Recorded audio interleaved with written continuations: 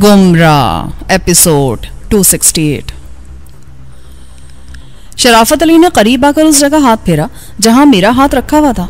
फिर वो एकदम उछलकर बोला, बिल्कुल ठीक जगह हाथ रखा है तुमने। वो अपने हाथ को ऊपर तक ले गया, उसके बाद नीचे लाया और मुस्कुराते हुए बोला, यही है वो दरवाजा, लेकिन ये खुलेगा किस तरह? मैंने कहा, मेरा तो ख्याल है आइजक ने दूसरी तरफ से जाकर उसे इस तरह बंद कर दिया है कि अब इस तरफ से इसे खोला नहीं जा सकेगा। बेहतर है कि हम यहाँ वक्त बर्बाद करने के बजाय वापस चलें। वो यहूदी का बच्चा तो अब हमारे हाथों से निकल ही गया समझो। उसका इस तरह निकल जाना हमारे हक में अच्छा नहीं होगा जिलानी। अब तो हमारी तंजीम से खुली जंग शुरू हो चुकी है समझ लो। ओए दफा कर यार, जो होना था वो हो गया, पछताने का कोई फायदा नहीं है अब। और ये कोई खिलाफ तवक्को बात तो नहीं हुई है ना? ऐसा होना तो एक दिन जरूरी था। अच्छा है अब खुलकर मुकाबला होगा और हम एक एक को चुन चुन कर खत्म करते जाएंगे। ये बात गिरा में बांध लो शराफत अली, अब कोई मसलियत हमारे आड़े नहीं आएगी। किसी के साथ भी कोई रियायत नहीं करेंगे हम। जहां जो हमारे सामने आ गया उसे मिट्टी में मिलाने ही की कोशिश करनी है बस हमें, इसके सिवा कुछ नहीं करना। मैंने उसको समझाते हुए फैसला कुन अंदाज में कहा, हाँ अब तो ऐसा ही करना पड़ेगा। वो मेरे पीछे पीछे वापसी के लिए मुड़ते हुए बोला, जो लोग हमारे सामने हैं उन्हें तो पहली फुर्सत में उनके चौकिन्ना होने से पहले ठिकाने लगा देना चाहिए हमें। यहाँ से निकलते सीधे लिज़ी की कब्र का इंतजाम करने चलो पहले। हाँ अब उस मारे आस्तीन का हमारे दरमियान रहना मुनासिब नहीं है किसी भी तरह। शायद आइजक भी यहाँ से निकलकर सीधा लिज़ी के पास ही पहुंचेगा। वो अगर वहां टकरा गया हमें तो उन दोनों ही को ठिकाने लगा देंगे हम। उनका जिंदा और आजाद रहना खतरनाक है हमारे लिए। मैं बोला, हम दोनों भागते हुए आस्ताने की तरफ वापस हुए। अभी हमने आधा रास्ता ही तय किया था कि अपने सामने से बहुत से लोगों की भागते हुए अपनी तरफ आने की आवाजें सुनकर ठिठक कर रुक गए। शराफत अली बोला, जिलानी कौन हो सकते हैं ये लोग? क्या कह सकता हूँ मैं यार, मुमकिन है हमारे साथी हैं और हमारी तलाश में आ रहे हों, और ये भी हो सकता है कि दुश्मन के आदमी हों। अगर ये दुश्मन हुए तो समझ लो शराफत अली कि बाहर मौजूद हमारे आदमी काम आ चुके हैं। मैंने इधर उधर देखते हुए कहा। शराफत अली की नजरें भी तेजी से गर्दिश कर रही थी, लेकिन वहां कोई ऐसी जगह नहीं थी जिसकी आड़ भी ली जा सकती। मेरे हाथ में रिवॉल्वर था जबकि शराफत अली स्टैंड गन लिए था। मैंने रिवॉल्वर उसकी तरफ बढ़ाकर कहा, ये रिवॉल्वर तुम ले लो और मुझे गन दे दो। मैं आगे जाकर देखता हूँ कि ये कौन लोग हैं। अगर दुश्मन के आदमी हुए तो मैं स्टैंड गन से उन्हें भून कर रख दूंगा, और अगर अपने ही साथी हुए तो तुम्हें आवाज देकर बुला लूंगा। तुम उस वक्त तक यहीं दीवार के साथ लगकर खड़े रहो। वो बोला, नहीं ये बहुत खतरनाक होगा तुम्हारे लिए, तुम यहाँ रुको, मैं आगे जाकर देखता हूँ उन्हें, शायद अपने ही आदमी है ये। मैंने स्टैंड गन उसके हाथ से छीनने की कोशिश करते हुए कहा, बेकार बातों में वक्त बर्बाद ना कर यार, ला मुझे दे दे इसको। मैंने कहा ना कि मैं खुद जा रहा हूँ। उसने स्टैंड गन पर अपनी गिरफ्त मजबूत करके कहा। मैंने उसकी बात काट कर कहा, जो मैं कह रहा हूँ उस पर अमल करो शराफत अली, जिद ना करो, खामखा मारे जाओगे जिद में। यह खतरा तो तुम्हारे लिए भी इतना ही है, क्या तुम नहीं मारे जाओगे इस तरह आगे जाकर? शराफत अली ने गन पर अपनी गिरफ्त नरम करते हुए कहा, मेरी फिक्र ना करो, मुझे ऐसे हालात से निपटने का बहुत तजुर्बा है, मेरे लिए ज्यादा खतरा नहीं है। मैं उसके हाथ से स्टैंड गन झपट कर आगे बढ़ गया। मैंने 2-4 कदम ही आगे बढ़ाए थे कि पीछे से शराफत अली ने पुकार कर कहा, जिलानी वापिस आ जाओ, अब उधर जाने की जरूरत नहीं है, छुपने की जगह मिल गई है मुझे। उसकी आवाज सुनकर मैंने पलट के देखा। वो दीवार के अंदर खुले हुए एक दरवाजे में खड़ा मुझे बुला रहा था। मैं मुड़कर उसके पास जा पहुंचा। दरवाजे में दाखिल होने के बाद पता चला कि वो तकरीबन 10 या 12 फुट चौड़ा एक चौकोर कमरा था जहां हम खड़े थे। अंदर दाखिल होने का दरवाजा दीवार का एक हिस्सा मालूम होता था, जिसमें अंदर की जानिब हैंडल और एक मोटी सी लोहे की सलाख चटखानी की तरह लगी हुई थी, जिसे अंदर से बंद किया जा सकता था। दरवाजे के साथ ही दीवार में स्विच लगा था, जिसे ऑन करते ही मध्यम रोशनी का बल्ब जल उठा। उसे देखकर मेरी खोपड़ी में जैसे बिजलियां सी कूदने लगी। मुझे ख्याल आया, आइजक जिस दरवाजे में गायब हुआ था यकीनन वो भी ऐसा ही कमरा होगा जिसमें घुसने के बाद उसने उसे अंदर से बंद कर लिया होगा।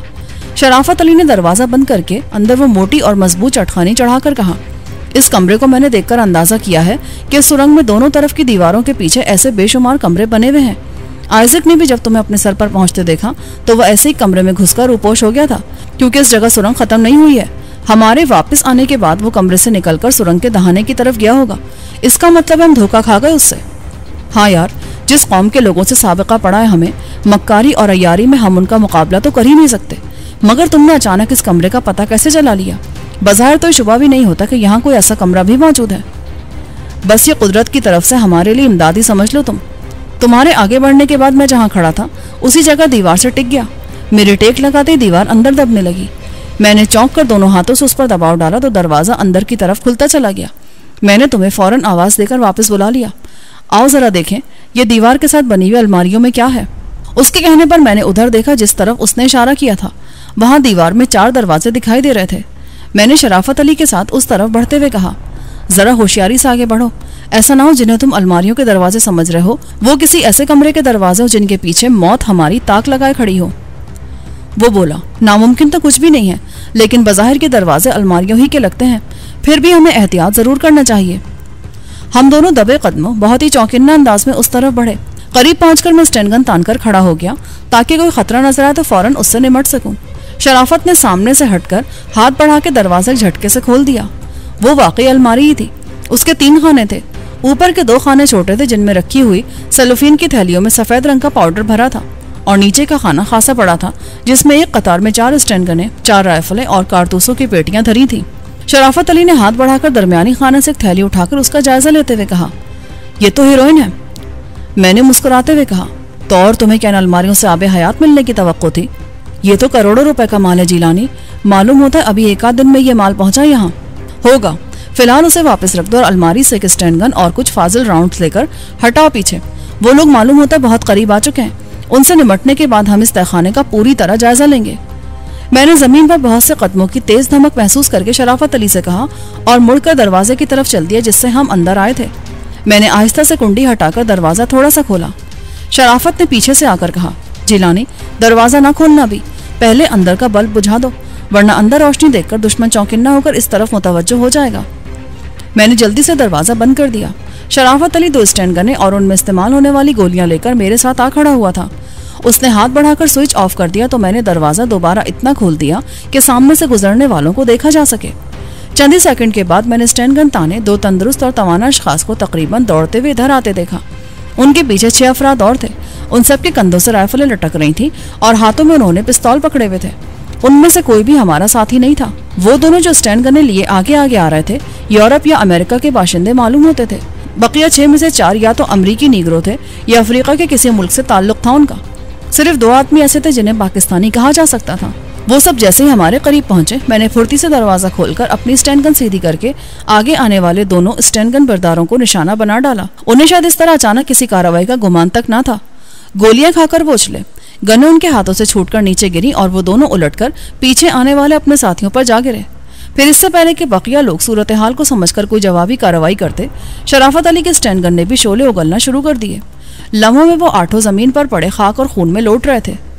शराफत अली ने मेरी तरफ देखा और मुस्कुराते हुए दाएं हाथ की 2 उंगलियां वी के शक्ल में ऊपर उठाकर मसरूर लहजे में चिल्लाया, वो मारा। मैंने उसकी पीठ थपकते हुए कहा, जज्बात पर काबू रखो दोस्त, इस छोटी सी इब्तिदाई कामयाबी पर हमें इतना ज्यादा खुश नहीं होना चाहिए। आज तो इस मार्का राई का पहला दिन है। आज के बाद हमें जो हालात पेश आएंगे और जिन मराहिल से हमें गुजरना पड़ेगा उनके मुकाबले में ये कामयाबी कोई हकीकत नहीं रखती। लिहाजा हमें खुशफहमी का शिकार होने के बजाय हकायक का सामना करने के लिए तैयार रहना चाहिए। ये तो मैं भी जानता हूँ यार, हमारा मुकाबला जिन लोगों से है उन्हें मैं बहुत अच्छी तरह जानता और पहचानता हूँ, मगर इन छोटी छोटी खुशियों से आइंदा के अंदेशों की वजह से मुंह नहीं मोड़ लेना चाहिए हमें। ये छोटी छोटी खुशियां मिलकर ही किसी बड़ी खुशी का रूप धार लेंगी एक दिन। हमने जिस काम का बेड़ा उठाया है वो कोई बुरा काम तो नहीं है ना, और नेक काम करने वालों की अल्लाह हर तरह से मदद करता है। उसकी जात पर भरोसा रखो दोस्त, जिसने आज 8 बदी के हरकारों को मिट्टी में मिलवाया हमारे हाथों, वही कल इनके सैकड़ों साथियों को भी हमारे ही हाथों से कैफरे किरदार को पहुंचाएगा। क्या तुम्हें उसकी जात पर भरोसा नहीं है? उसी की जात पर भरोसा करके तो मैंने इस इतनी बड़ी और मुनज़्ज़म तंजीम की बेखकनी का अहद किया शराफत अली। मुझे पूरा यकीन है कि वो रब्बे कायनात इस नेक मकसद को पूरा करने में हमारी मदद जरूर करेगा।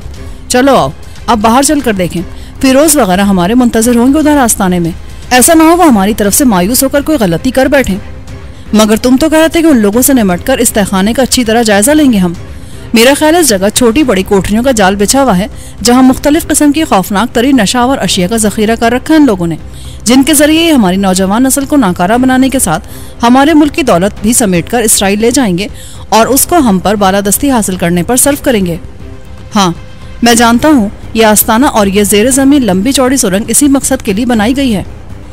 हम आज इसे मुकम्मल तौर पर तबाह किए बगैर वापस नहीं जाएंगे यहाँ से, मगर ऐसा करने से पहले इसके एक एक गोशे की तलाशी लेकर वो तमाम चीज़ें अपने कब्जे में कर लेंगे जिनसे अपनी ताकत में इजाफा करके इन रजीलों के खिलाफ भरपूर कार्रवाई करने के काबिल हो सके हम। मैंने उसे बताया। लेकिन तुम तो वापस जाने को कह रहे हो? शराफत अली ने फिक्रमंद सा होकर कहा, ओ यार, बेकार की जिरा में वक्त बर्बाद ना कर मेरे भाई। आस्ताने में चलकर वहां से कुछ और लोगों को भी साथ लाएंगे ताकि जल्द से जल्द इस काम को निपटाया जा सके। इसके अलावा एक अहम बात तो बिल्कुल ही भूल बैठा है, उसका भी तो कुछ ख्याल कर। कौन सी अहम बात? किसका ख्याल करूं मैं? शरावत अली मुतज़ब्ज़ब होकर बोला, ये 8 आदमी हैं जिन्हें तुमने इस तहखाने में खाक चाटने पर मजबूर कर दिया है। ये लोग भी तो उधर से ही आ रहे हैं और वहां आस्ताने में खुलने वाले सुरंग के दहाने पर हमारे आदमियों का कब्जा था। बाहर भी पहाड़ी के चारों तरफ और आस्ताने के दाखिली दरवाजे पर हमारे साथी मौजूद थे। फिर ये 8 आदमी यहाँ तक कैसे पहुंचे? इनकी यहाँ मौजूदगी का मतलब तो यही है कि बाहर के हालात हमारे लिए मुवाफिक नहीं रहे हैं। दुश्मन ने हमारे आदमियों को या तो बेबस करके डाल दिया है या शिकस्त देकर भागने पर मजबूर कर दिया है। चुनाचा पहले हमें उनकी खबरगिरी करना चाहिए। ओह, मेरी अकल पर तो पत्थर पड़ गए हैं यार। कमाल है, इतनी सीधी सी बात का मुझे ख्याल ही नहीं आया। चलो आओ मेरे साथ। हम दोनों एक बार फिर उसी तरफ भागने लगे जहां से इस सुरंगनुमा तहखाने में घुसे थे। करीब पहुंचकर हमने दौड़ना खत्म करके मोहतात अंदाज में इस तरह आगे बढ़ना शुरू किया कि बाहर मौजूद लोगों को हमारे कदमों की आवाज सुनाई ना दे। वो दरवाजा जिससे गुजरकर हम आए थे अब बंद दिखाई दे रहा था। मैंने शराफत अली की तरफ देखा, वो भी मुझे ही देख रहा था। मैंने कहा, देखा तुमने, वही हुआ ना जिसका खदशा था। लगता है हम दोनों इस चूहेदान में फंस कर रह गए। अब यहाँ से निकलने की कोई तदबीर सोचो। वो फिक्रमंदी के साथ सपाट दीवार को देखते हुए बोला, ये तो बहुत बुरा हुआ जिलानी, ना जाने हमारे साथियों का क्या हशर हुआ होगा। हम लोग इस सुरंग में बहुत आगे तक चले गए थे, इसी वजह से बाहर होने वाले मुकाबले की हमें बिल्कुल खबर ना हो सकी।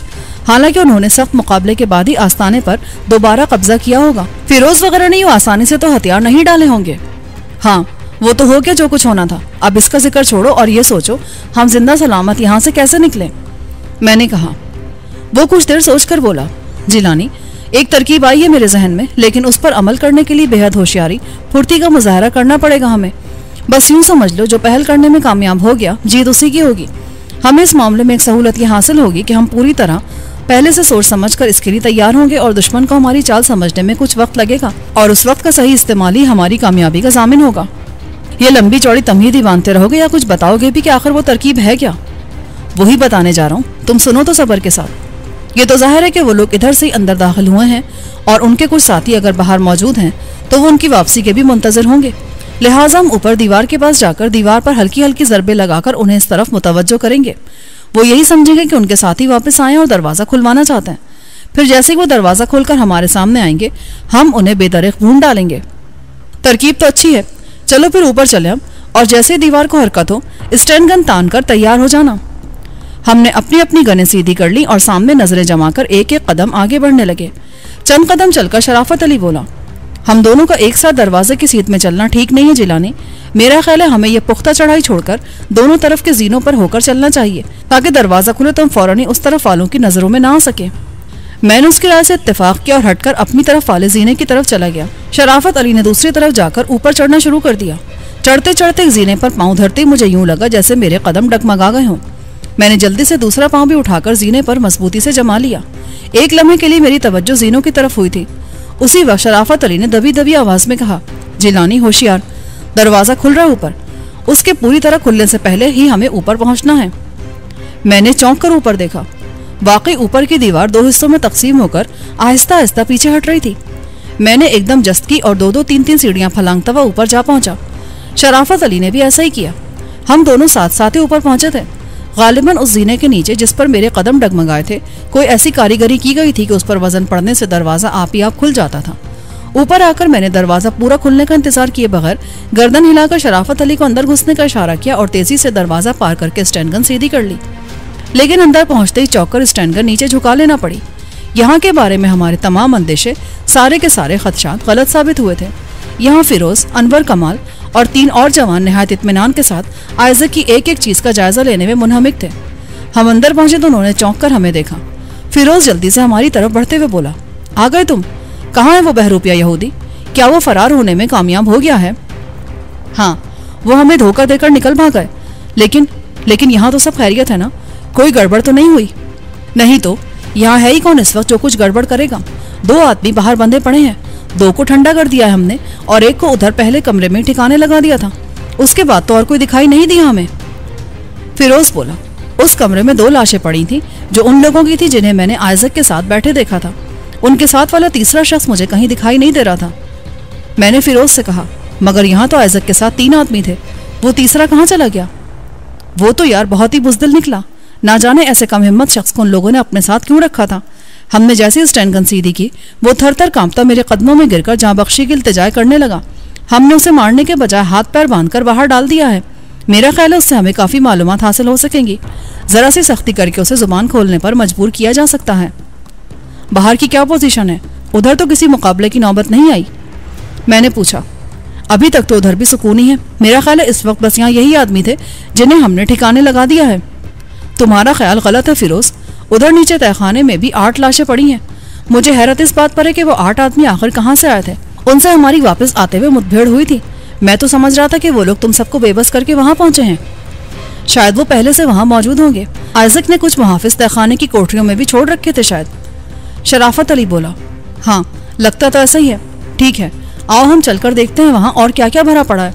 फिरोज, तुम कम से कम 8-9 आदमियों को साथ लेकर तहखाने में आ जाओ। मेरा अंदाजा अगर गलत नहीं है तो वहां से हमें बहुत सारा असलहा और मंशियात मिल सकेगी। एक जगह कुछ असलहा और हीरोइन का जखीरा देखकर आए हम अभी।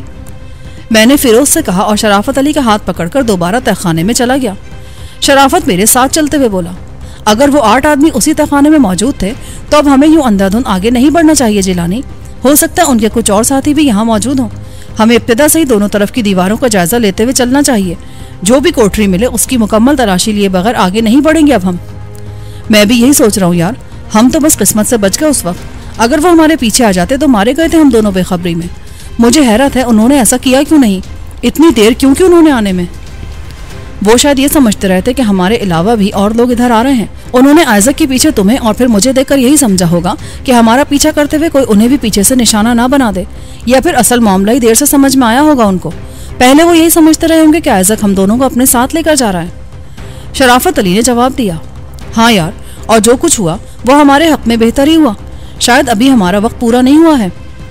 हम आहिस्ता आहिस्ता नीचे उतर रहे थे। अचानक मुझे ख्याल आया कि जिस सीढ़ी पर मेरे कदम डगमगाए थे उसे आजमा कर देखना चाहिए।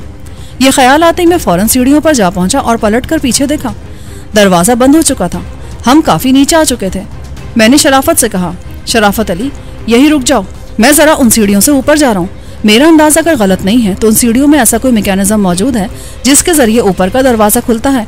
अभी जब हम ऊपर गए थे तो एक जीने पर पाँव धरते ही मैं लड़खड़ा गया था और जब संभला तो तुमने बताया कि दरवाज़ा खुल रहा है। मैं उन जीनों से ऊपर जाकर देखता हूँ कि मेरा अंदाज़ा दुरुस्त है या नहीं। मैं एक एक जीने पर जमा जमा कर कदम रखता ऊपर चढ़ने लगा। थोड़ी देर बाद एक जीने पर पाँव धरते मुझे ऐसा लगा जैसे जीना हिला हो। मैंने पाँव जीने पर रखकर दाएं बाएं हरकत दी। वो जीना सचमुच हिल रहा था। ये जानने के बाद मैंने पूरा जोर जीने पर डाल दिया। मेरा अंदाज़ा सही साबित हुआ था। जोर पड़ते दीवार को हल्का सा झटका लगा था और फिर वो आहिस्ता आहिस्ता 2 हिस्सों में तकसीम होने लगी थी। शराफत अली खुश होकर बोला, अब तो फिक्र वाली कोई बात ही नहीं रही। तुमने ये मुअम्मा हल करके रास्ता तलाश करने की परेशानी खत्म कर दी है। मैंने कहा, उस सुरंग के दूसरे सिरे पर भी ऐसा ही मैकेनिज्म मौजूद होगा। हम उधर से बाहर निकल कर देखेंगे ये रास्ता कहाँ निकलता है।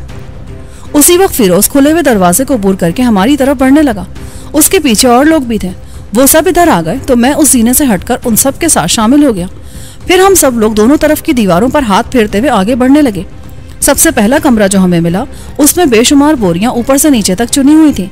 कोई आधा कमरा उन बोरियों से भरा हुआ था। उसके अलावा वहां और कुछ नहीं था। शराफत अली ने अंदर दाखिल होते ही नाक सुकोड़कर 2-3 लंबी लंबी सांसें लेने के बाद कहा, इन बोरियों में चरस भरी हुई है। फिरोज ने आगे बढ़कर चाकू से एक बोरी को चीर कर देखा। शराफत अली का कहना ठीक ही था। हमने वहां से निकलकर मजीद तलाश शुरू कर दी। सुरंग के दूसरे सिरे तक पहुंचते पहुंचते कोई 20 कमरे और कोठरियां हमने दरियाफ्त की जिनमें हर किस्म की नशावर अशिया के अलावा असलहे का भी बहुत बड़ा जखीरा दरियाफ्त हुआ। हमारे पास 5 कारें थी। तय ये हुआ कि उन कारों में जितना भी असलहा आ सकेगा वो हम साथ ले जाएंगे। बाकी सारा असलहा और नशावर अशिया को कमरों से निकालकर सुरंग में एक जगह ढेर करके आग लगा दी जाएगी ताकि ये जेर जमीन अड्डा बिल्कुल तबाह बर्बाद हो जाए। जिस कमरे में आइजक घुसकर बैठ गया था उसका दरवाजा इस बार खुला हुआ मिला था हमें। उस कमरे में पेट्रोल के 3 खाली कैन और मुख्तलिफ ऐसी चीजें पड़ी थी जिनसे यह अंदाजा होता था कि ये जगह किसी कार के गैराज के तौर पर इस्तेमाल होती थी। शायद यहाँ आइजक की कार खड़ी रहती थी और हमारे जाने के बाद वो उसी कार के जरिए यहाँ से फरार हुआ था। उस तरफ से बाहर निकलने के लिए हमने इधर के एक एक जीने को आजमा कर देखा। 15 मिनट के तगोदू के बाद हमें वो जीना तो मिल गया जिसके जरिए रास्ता खुल सकता था, मगर उस पर 2-2, 3-3 आदमियों के खड़े होने के बावजूद रास्ता नमूदार ना हो सका। हर बार जीने के इख्तिताम पर दीवार हल्की सी जुम्बिश करके रह गई थी। शराफत अली बोला, ऐसा मालूम होता है कि आइजक ने बाहर निकलने के बाद या तो इसका मैकेनिज्म नाकारा कर दिया है या बाहर से किसी और तरीके से इस रास्ते को बंद कर दिया गया है। अब इससे उलझना बिल्कुल बेकार है। वापस चलकर यहाँ से रवानगी की तैयारी करो और जितनी जल्दी हो सके यहाँ से निकल चलो। आइजक के फरार के बाद यहाँ ज्यादा देर ठहरना ठीक नहीं है किसी भी तरह। मैंने उसकी तायद की और हम सब नाउम्मीद होकर वापस लौट आए। तमाम कमरों से सामान निकाल निकाल कर सुरंग में ढेर करने में 1 घंटा सर्फ हो गया। इस दौरान कुछ आदमियों ने बहुत से स्टैंड गने, राइफलें, रिवॉल्वर, कारतूसों की पेटियां, दस्ती बम और प्लास्टिक के बने हुए धुएं के बम बाहर पहुंचा दिए थे। ये बम थे तो प्लास्टिक के, लेकिन उन पर रंग ऐसा किया गया था कि देखने में वो बिल्कुल दस्ती बम लगते थे। ये बिल्कुल उसी बम की तरह थे जो आइजक ने फरार होने का मौका हासिल करने के लिए इस्तेमाल किया था। सबसे आखिर में चरस की बोरियां तमाम अशिया के ढेर के चारों तरफ चुनकर कुछ बोरियां ढेर पर भी डाल दी गईं और उन बोरियों को आग लगाकर हम सब दौड़ते हुए सुरंग से निकल आए। बाहर आकर फिरोज वगैरह ने आइजक के कमरे को भी आग लगा दी। उन दोनों को, जिन्हें फिरोज वगैरह ने बांध कर डाला हुआ था, असलहे के साथ कार तक पहुंचा दिया गया था। चुनाचे आग लगाने के बाद हम तेजी से दौड़ते हुए अपनी गाड़ियों तक पहुंचे और बौछलते तमाम उस इलाके से दूर निकल आए। काफी दूर निकल आने के बाद हमें अपने अकब में पहाड़ियों की तरफ से यके बाद दीगरे कई धमाके सुनाई दिए, मगर हमने पीछे देखना भी मुनासिब ना समझा।